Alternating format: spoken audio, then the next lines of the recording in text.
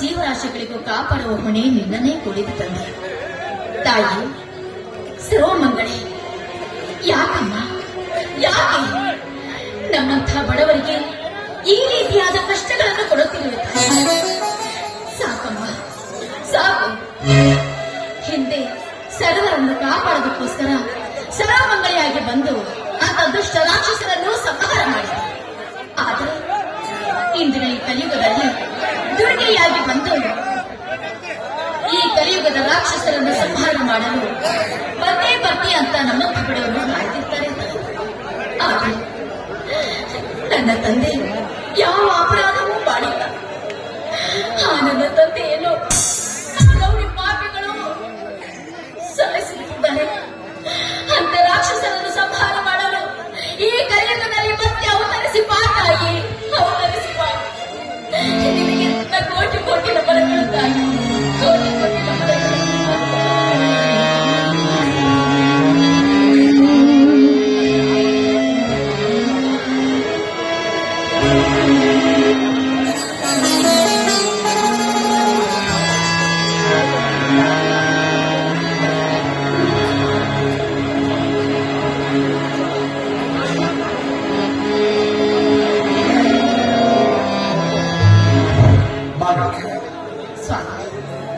ರೈತರಿಗೆ ಬೇಸಿಗೆ ದಿನದಲ್ಲಿ ಮಳೆ ತರಿಸಿ, ಬೇಡಿದ ಭಕ್ತರಿಗೆ ಬೇಡಿದ ವರವನ್ನೇ ಕೊಟ್ಟು, ಮಕ್ಕಳಿಲ್ಲದವರಿಗೆ ಮಕ್ಕಳನ್ನ ಕೊಡುವ ಈ ನನ್ನ ತಂದೆ ಮರುಳ ಸಿದ್ದೇಶ್ವರನಲ್ಲಿ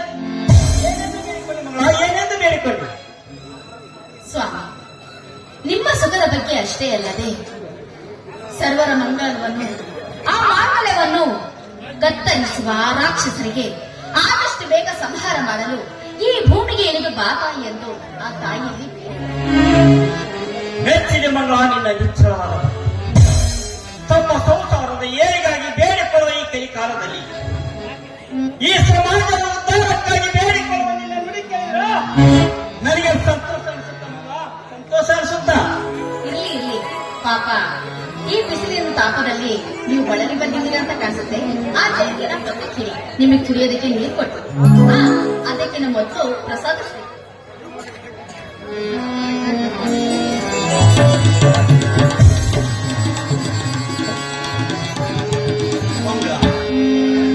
ಸತಿಯ ಅನುಸೂಯಂತೆ ಪತಿಯ ಮೇಲೆ ಇತ್ತ ನಿನ್ನ ಭಕ್ತಿ, ನಿನ್ನ ಕೈ ಹಿಡಿದ ನನ್ನ ಬಾಳು ಬಂಗಾರವಾಗಲಿ ಮಗ, ಬಂಗಾರವಾಗಲಿ. ಅದಕ್ಕೆ ಯಾಕೆ ಇಷ್ಟಪಡ್ತೀರಾ? ಹೋಗ್ಲಿ ಬಿಡಿ. ಅಂದ ಹಾಗೆ ನೀವು ಪತಿಯಾಗಿ ಬಂದಿದ್ದಕ್ಕೂ ನಾನು ಕೂಡ ಪುಣ್ಯ ಮಾಡಿದ್ದೀನಿ. ಬಾಯಾರಿ ಬಂದಿದ್ದೀರಾ, ನೀರು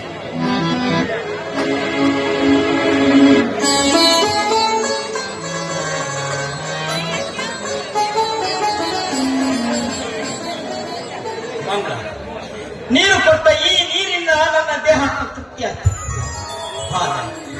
ಈ ರೈತರು ರಾತ್ರಿ ಹಗಲಿ ಬಿಸಿಲು ಎಣ್ಣೆ ದುಡಿಯುವುದು ನೆನಪಾದರೆ ಅವರ ದೇಹದ ದೇಹ ತೃಪ್ತಿ ಆಗಿಲ್ಲ, ತೃಪ್ತಿ ಆಗಿಲ್ಲ. ಸ್ವಾಮಿ, ಅಂದ್ರೆ ಈ ನಿಮ್ಮ ಮಾತಿನ ಅರ್ಥ ನನಗೊಂದು ತಿಳಿಯಲಿಲ್ಲ. ಮಗ, ಈ ರೈತನನ್ನು ಅರ್ಥ ಮಾಡಿಕೊಳ್ಳಲಾರದೆ ರೈತನ ಕತ್ತು ಭೂಮಿಗೆ ಬೀಳು ಹತ್ತಿದೆ, ಭೂಮಿಗೆ ಬೀಳು ಹತ್ತಿದೆ. ಯಾಕಂದರೆ ಈ ರೈತನೊಬ್ಬ ನಗುನಗುತ್ತ ಇರಲೆಂದು ಸರ್ಕಾರದವರು ನದಿಯಿಂದ ನಮ್ಮ ಹೊಲಕ್ಕೆ ಕಾಲುವೆ ತಂದರು. ಆದರೆ ಇಲ್ಲಿಯವರೆಗೂ ಆ ಕಾಲುವೆ ನೀರು ಸಹ ಬರಲಿಲ್ಲ, ಆ ಹೊಲದ ಹಣ ಸಹ ಬರಲಿಲ್ಲ. ಇದ್ದ ಹೊಲದಲ್ಲಿ ಬಿತ್ತಿ ಬೆಳೆದು ಮಾರುಕಟ್ಟೆ ಬೆಳೆ ಹೋದರೆ ಬೆಂಬಲ ಬೆಲೆ ನೀಡುತ್ತಿಲ್ಲ ಈ ಸರ್ಕಾರದವರು. ಅಂದಾಗ ಧಿಕ್ಕಾರವಿರಲಿ ಈ ಸರ್ಕಾರಕ್ಕೆ. ಅಂದ್ರೆ ಅಂತ ರೈತ ವಿರೋಧಗಳಿಗೆ ಕಚ್ಚೆ ಹಾಕಿ ನಿಲ್ಲಬೇಕು ಅಂತೀರಾ ಸ್ವಾಮಿ? ಅನ್ನುವುದೇನಿದೆ, ಕಷ್ಟಪಟ್ಟು ದುಡಿಯುವ ರೈತನ ಹೊಟ್ಟೆ ಕೆಚ್ಚಿ ನೆನಪಾಗಲು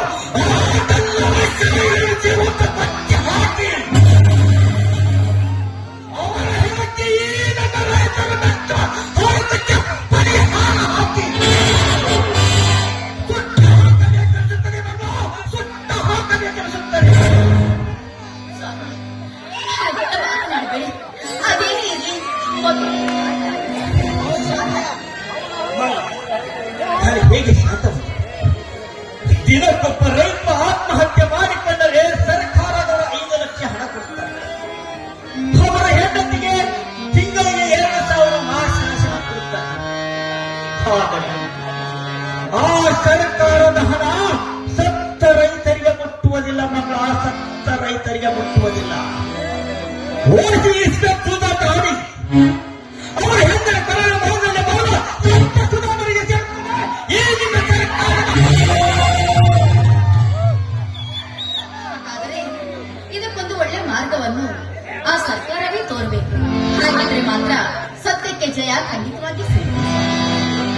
ಮಂಗಳ, ಈ ರೈತನನ್ನು ನೋಡಿ ಸರ್ಕಾರವನ್ನು ಗ್ರಹಿಸಿ ನಗುತ್ತಿರುವಾಗ ನಮ್ಮ ಮೇಲೆ ಅವರಿಗೆ ಕರುಣೆ ಹೇಗೆ ಬರಬೇಕು ಮಂಗಳ? ಕರುಣೆ ಹೇಗೆ ಬರಬೇಕು? ಧಿಕ್ಕಾರವಿಲ್ಲದೆ ಆ ರೈತ ವಿರೋಧಿಗಳಿಗೆ ಈ ರೈತರ ಶಾಪ ತಟ್ಟಿದ್ದಲ್ಲ ಮಂಗಳ, ತಟ್ಟಿದ್ದಲ್ಲ.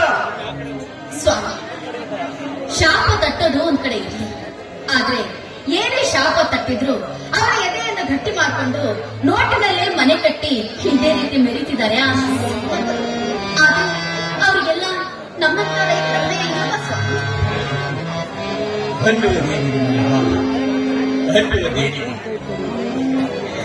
ನಾವು ರೈತರು ದುಡಿಯದ ಸುಮ್ಮನೆ ಇದ್ದರೆ ಅವರೆಲ್ಲರೂ ಹೊತ್ತಿಗೆ ಮಣ್ಣು ತಿನ್ನಬೇಕಾಗುತ್ತದೆ ಮಂಗಳ, ಮಣ್ಣು ತಿನ್ನಬೇಕಾಗುತ್ತದೆ. ಅಂದಾಗ ಈ ರೈತರ ಶಾಪ ತಕ್ಕನೆ ಇರಲಾರದು ಮಂಗಳವರಿಗೆ. ಖಂಡಿತವಾಗಿ ನಿಮ್ಮ ಮಾತು ಸತ್ಯ ಸ್ವಾಮಿ. ಹೋಗಿ ಬಿಡಿ, ಬರೀ ಇದ್ರ ಬಗ್ಗೆನೇ ಮಾತಾಡ್ತಾ ಇದ್ರೆ ಪಾಪ ಬಳಲಿ ಬಂದಿರುವ ನಿಮಗೆ ತುಂಬಾನೇ ಆಯಾಸ ಆಗುತ್ತೆ ಅನ್ಸುತ್ತೆ. ಬನ್ನಿ, ಬಿಸಿ ಬಿಸಿ ಅಡ್ಗೆ ಮಾಡಿದ್ದೀನಿ, ಊಟ ಮಾಡಿ. ಇರಲಿ, ಇದೇ ಸಂತೋಷದ ಸಮಯದಲ್ಲಿ ಒಂದು ಪ್ರೇಮಗೀತೆ ಹಾಡು. ನಿನ್ನಂತ ಶ್ರೀಮತಿ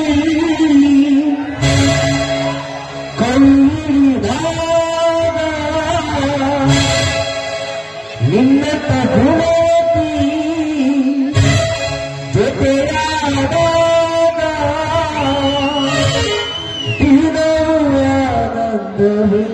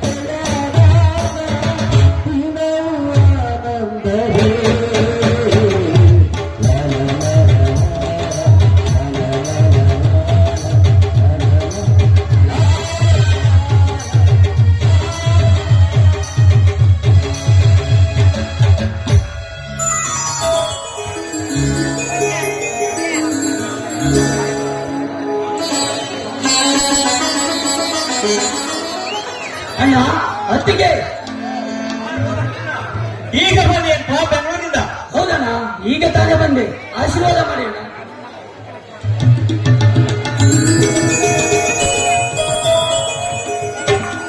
ಮೈನಾ, ಸಬ್ ಇನ್ಸ್ಪೆಕ್ಟರ್ ಮಕ್ಕಳಿಗೆ ಅಂತ ಹೇಳಿದ್ದಲ್ಲ, ಅವ್ರು ಭೇಟಿ ಆಗಿಲ್ವಾ? ಅತ್ತಿಗೆ ನಿಮ್ಮಿಬ್ಬರ ಆಶೀರ್ವಾದದಿಂದ ಎಲ್ಲದರಲ್ಲೂ ಪಾಸ್ ಆಗಿದ್ದೇನೆ. ಆದರೆ ಮುಂದಿನ ವಾರ ಮೆಡಿಕಲ್ ಒಂದೇ ಬಾಕಿ ಉಳಿದಿದೆ ಅತ್ತಿಗೆ. ಮರುಸಿದ್ದೇಶ್ವರ ಆಶೀರ್ವಾದದಿಂದ ಅದರಲ್ಲಿ ಪಾರಾಗಿ ರವಿ ಜಿ ಚಂದ್ರನವರಂತ ದಕ್ಷ ಅಧಿಕಾರಿ ನೀನಾಗಿ ಈ ಸಮಾಜದಲ್ಲಿ ನಾವು ಸೂರ್ಯನನ್ನು ಬೆಳೆಯುವ ಬಂದ ಬಗ್ಗೆ ಮಕ್ಕಳಿಗೆ ನೀನೊಬ್ಬ ದಕ್ಷ ಅಧಿಕಾರಿಯಾಗಿ ಮೇಲುತ್ತೀಯ ಅನ್ನುವ ಆಸೆ ನನಗಿದೆ ತಮ್ಮ, ಅನ್ನುವ ಆಸೆ ನನಗಿದೆ. ಅದೇ ಆಸೆ ಇಟ್ಟುಕೊಂಡೇ ನಿನ್ನ ತಮ್ಮನಾಗಿ ಹುಟ್ಟಿದ್ದೇನೆ. ಈ ಕಲಿಯುಗದಲ್ಲಿ ನಡೆಯುವ ಅನ್ಯಾಯ, ಅತ್ಯಾಚಾರ, ತಿರುಗುಂದು ಕೊಲೆ, ಸುಲಿಗೆ, ಈ ಭಯೋತ್ಪಾದನೆಯನ್ನು ನೋಡಿದರೆ ನನ್ನಂತ ಕಲಿತ ವಿದ್ಯಾವಂತನಿಗೆ ನಾಚಿಕೆ ಆಗುತ್ತದೆ ಅಣ್ಣ, ನಾಚಿಕೆ ಆಗುತ್ತದೆ. ಇದನ್ನೆಲ್ಲ ಮಟ್ಟ ಹಾಕಬೇಕಾದರೆ ರಾಣಿಗದ್ದೆ ಹೋರಾಡಿ ಸತ್ತರೆಲ್ಲ ಉಂಡಿ ಕೃಷ್ಣ ಅವರಂತೆ ಈ ಯುದ್ಧಕ್ಕೆ ನಾನು ಸದಾ ಸಿದ್ಧರಾಗಿ ನಿಲ್ಲುತ್ತೇನೆ. ಸದಾ ಸಿದ್ಧರಾಗಿ ನಿಲ್ಲುತ್ತೇನೆ. ಆ ಯುದ್ಧಕ್ಕೆ ಸನ್ನದ್ಧರಾಗಿ ನಿಂತರೆ ಅಂತ ಬದ್ಮಾಶನ ಮಕ್ಕಳಿಗೆ ಬುದ್ಧಿ ಬರುವಂತಹ ಬುದ್ಧಿ ಬರುವುದು. ಆದರೆ ಏನು ಮಾಡುವುದು?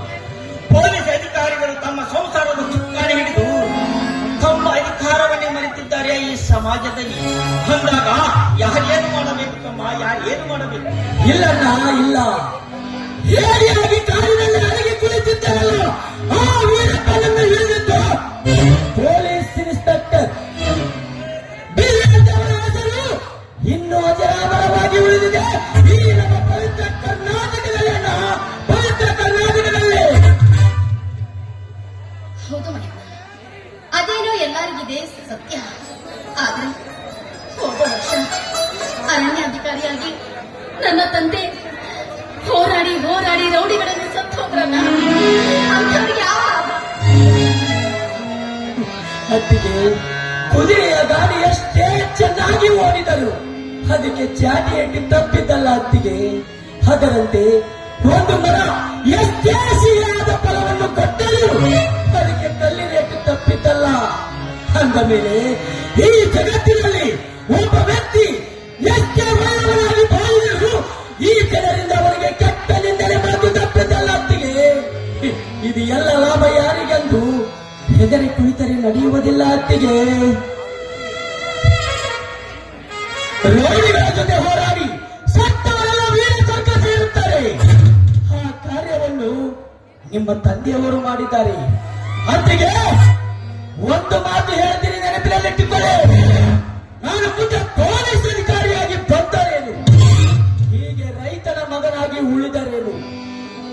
ಆದರೆ ಮೋಸದಿಂದ ನಿಮ್ಮ ತಂದೆಯನ್ನು ಕೊಂದ ಆ ಅರಿಮ ಯಾರೇ ಆಗಿದ್ದರೂ ಸರಿ, ಅವನು ಅವನ ತಾಯಿಯ ಗರ್ಭದಲ್ಲಿ ಅಡಗಿ ಕುಳಿತಿದ್ದರೂ ಸರಿ, ಆ ತಾಯಿಯ ಗರ್ಭವಲ್ಲೇ ಬಗೆದು ಅವನನ್ನು ಹೊರ ಎಳೆದು ತಂದು ಪವಿತ್ರವಾದ ನಿಮ್ಮ ಪಾದದ ಮುಂದೆ ಅವನ ಮುಂಡದಿಂದ ಬೇರ್ಪಡಿಸಿ ಅವನ ರಕ್ತವನ್ನು ಈ ಪವಿತ್ರ ಭೂಮಿಗೆ ಹರಿಸದಿದ್ದರೆ ಈಗಿನ ಮೈದುನ ಯೋಗನ ಗಂಡು ಈ ರಾತ್ರಿಯೇ ಅಲ್ಲ.